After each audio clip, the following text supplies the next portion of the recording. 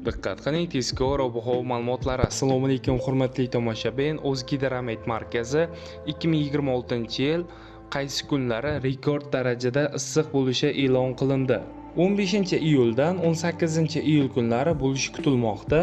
Qoraqalpog'iston Respublikasi, Xorazm, Buxoro, Navoiy viloyatlarida havo biroz bulutli bo'ladi. Kechalari 25-30 daraja iliq bo'ladi. Kunduz kunlari 41-46 daraja iliq bo'lishi kutilmoqda.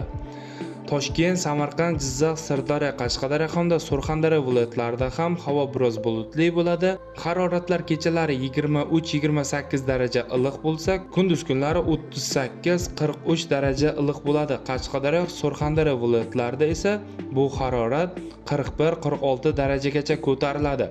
Ba'zi joylarda undan ham oshib ketishi kutilmoqda.